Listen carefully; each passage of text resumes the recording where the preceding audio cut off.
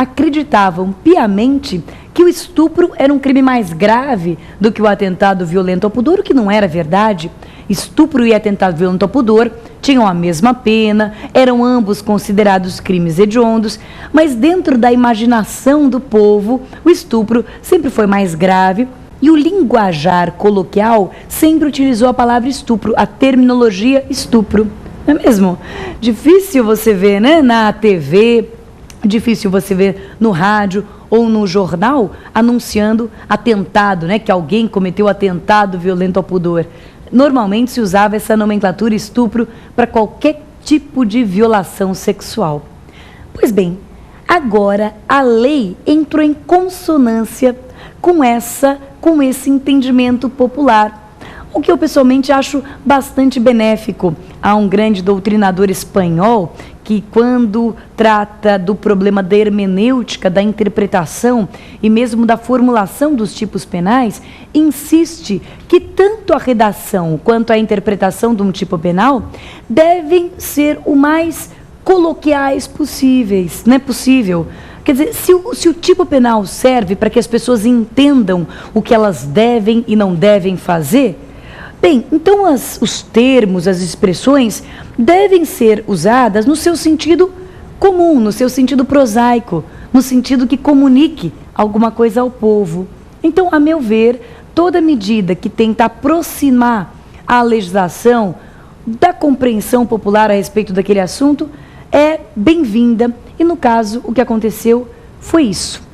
Hoje em dia, esses dois crimes fundidos, esses dois crimes que antes eram separados, foram fundidos num crime só. Não há mais estupro e atentado violento ao pudor. O que há é apenas estupro.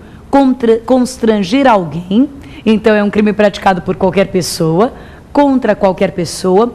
Constranger alguém à conjunção carnal, que continua sendo a cópula vagínica, ou a qualquer outro ato libidinoso. Qualquer outro ato que tenha como objetivo satisfazer o desejo sexual ou a lascívia, como se diz. Então, constranger alguém a praticar conjunção carnal ou a praticar ou permitir que com ele se pratique outro ato libidinoso qualquer. Quer dizer que hoje não há mais a dicotomia entre estupro e atentado violento ao pudor, há um crime só.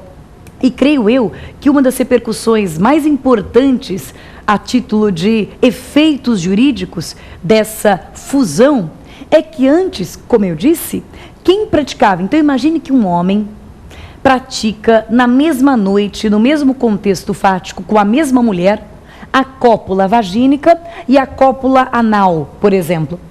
Na legislação passada, ele deveria ser punido por 2 crimes, percebe? Porque a cópula vagínica caracterizava estupro e a cópula anal caracterizava atentado violento ao pudor. Eram 2 condutas separadas e ele devia ser punido por 2 crimes em concurso material. Isso significa uma pena mínima de 12 anos. Não é pouco, né?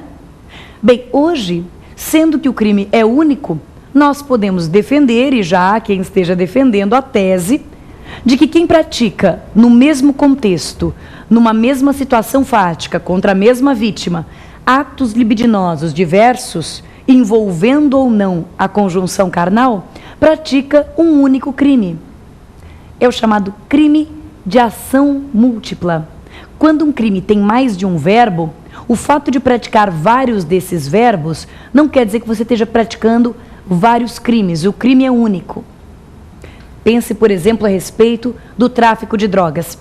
Então, se eu tenho para venda, deposito para venda, tenho em depósito e depois eu efetivamente vendo, eu não cometi 3 tráficos.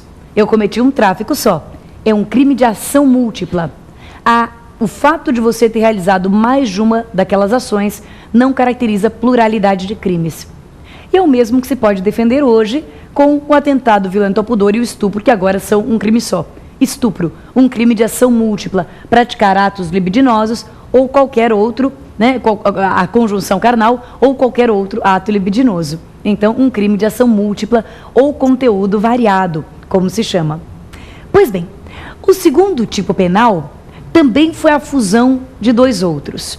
Na legislação antiga, havia um crime que se chamava posse sexual mediante fraude, que constituía obter conjunção carnal não pela violência, não pelo constrangimento, mas pela fraude, pelo engano.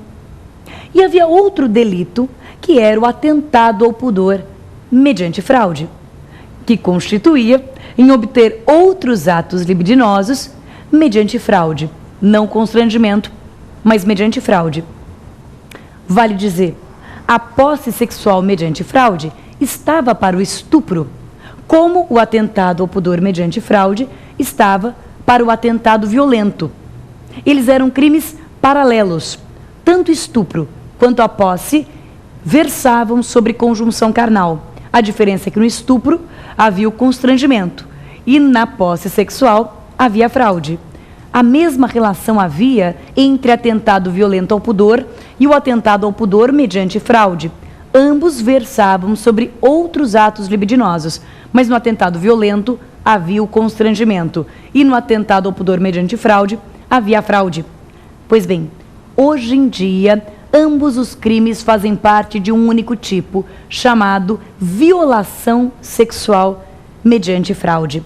Então, hoje em dia, tanto atos libidinosos diversos quanto a própria conjunção carnal tipificam um único crime chamado de violação sexual mediante fraude. Portanto, hoje nós temos dois crimes paralelos: o estupro, conjunção carnal ou qualquer outro ato libidinoso mediante constrangimento, e, por outro lado, qualquer outro ato libidinoso ou conjunção carnal, mas agora mediante fraude. Apenas um detalhe, que eu creio que você já lembra, se você assistiu a aula, lembra da última aula sobre isso, e aqui eu reforço. Cuidado, porque se a vítima estiver numa situação em que ela pode até prestar o consentimento, mas esse consentimento não é válido, então nós não vamos ter nenhum desses dois crimes, nem estupro, nem a violação sexual mediante fraude. Se a vítima estiver numa situação em que o seu consentimento não é válido, e aí eu vou dar exemplos, porque essa matéria será tema do nosso próximo programa, que são os crimes contra vulnerável. Então eu não vou adiantar muito a matéria, vou deixar aqui em suspense um pouquinho. Mas só adiantando, se a vítima estiver numa situação em que ela não pode prestar consentimento válido, o crime não está nesse capítulo 1, ele está no capítulo 2, que também foi modificado e muito.